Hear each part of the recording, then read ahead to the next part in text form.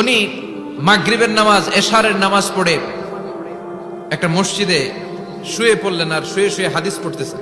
কি পড়তেছেন? কথা বলেন। আর মনে মনে ভাবলেন রাতটা মসজিদে কাটায় দেই, ফজরের নামাজ পড়ে আবার বেরোবো। কিন্তু দারোয়ান এসে বলে মসজিদে থাকতে পারবেন না, ওঠেন। দারোয়ান আছে না? কথা কন। আহমদ ইবনে হাম্বল বললেন আমি শুধু রাতটা থাকতে চাই, আমি তো ফজরেরও মুসল্লি, ফজর নামাজ পড়বো তো এই মসজিদে, আমার থাকতে দাও। দারোয়ান তো দেয় না, কেনা মসজিদে থাকার জায়গা না, যান মিয়া। উনি যে আহমদ ইবনে হাম্বল এটা চিনে নাই, থাকতে দেয়। কি করবে এখন? উনি কাঁথা গুছিয়ে হাদিসের কিতাব নিয়ে কাঁধের মধ্যে ব্যাগ নিয়ে মসজিদ থেকে বেরোয় গেলেন। কি আর করবেন, প্রচন্ড শীত, আর কাঁপতেছেন, বুড়ো মানুষ। পথিমধ্যে দেখলেন বাজার, বাজার একজন খাব্বাজ, শাবুন খাব্বাজ, যুবক রুটি বিক্রেতা। সে রুটি বিক্রি করে, চুলার মধ্যে রুটি সেকে।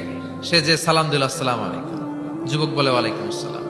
আহমদ ইবনে হাম্বল বলে যুবক আমার যাওয়ার জায়গা নেই, সফরে বেরিয়েছি, খুব শীতে কষ্ট পাচ্ছি, রাতে যদি তোমার এই চুলা থেকে একটু আগুন পোহাই কোনো সমস্যা? যুবক বলে না না সমস্যা না, আহলান ওয়া সাহলান, খোশ আমদেদ, আসেন আসেন, আপনি আগুন পোহাইলে আমার সমস্যা কি? সুবহানাল্লাহ পড়েন। আল্লাহ শুকরিয়া করে উনি বসলেন আর আগুন পোহাচ্ছেন। আর খেয়াল করলেন যুবক রুটি বানায় আর পরে আস্তাগফিরুল্লাহ, রুটির দলা বানায় পরে আস্তাগফিরুল্লাহ, খামির বানায় আর পরে আস্তাগফিরুল্লাহ, রুটি নিয়ে উনুনের ভিতরে চুলার ভিতরে সেকা দেয় আর পরে আস্তাগফিরুল্লাহ। দোকানদারের কাছে কেউ আসলেই সে রুটি দেয় আর পরে আস্তাগফিরুল্লাহ। ক্রেতার কাছ থেকে টাকা নিয়ে ক্যাশ বক্সে রাখে আর কি পড়ে? আবার রুটি বানানো শুরু করে আর কি পড়ে? খালি এটাই পড়তেছে। ইমাম আহমদ ইবনে হাম্বল তো অবাক, কিরে এটা আবার কেমন যুবক, খালি আস্তাগফিরুল্লাহ। উনি প্রশ্ন করলেন যুবক ঘটনা কি? আসার পর থেকেই তোমারে দেখতেছি তুমি রুটি বানাও, রুটি বিক্রি করো আর পড়ো আস্তাগফিরুল্লাহ, মালাকা ইয়া শাবাব।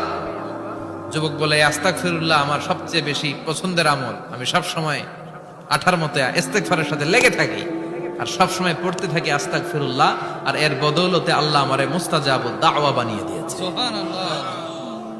আহমদ ইবনে হাম্বল তো অবাক, আনতা মুস্তাজাবুদ দাওয়া, তুমি মুস্তাজাবুদ দাওয়া, রুটিওয়ালা। আমি এত বছর হাদিস পড়াই, আমিও তো মুস্তাজাবুদ দাওয়া না, আর তুমি রুটি বেচো বাজারে, তুমি মুস্তাজাবুদ দাওয়া, তুমি দোয়া করলে সব কবুল হয়ে যায়।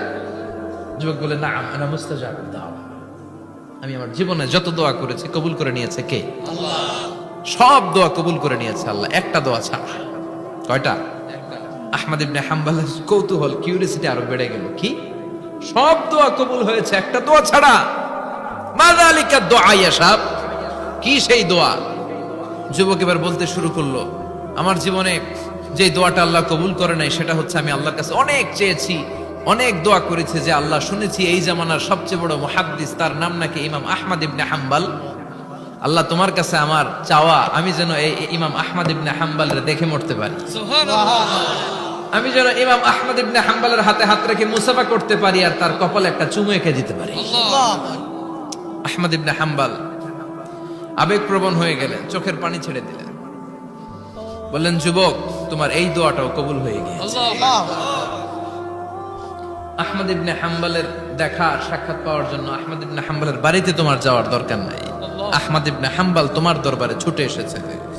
আনা আহমদ ইবনে হাম্বল মুহাদ্দিসুদ দাহর, আমি নিজেই আহমদ ইবনে হাম্বল। যুবক চোখের পানি ছেড়ে দেয়, আহমদ ইবনে হাম্বল চোখের পানি ছেড়ে দেয়।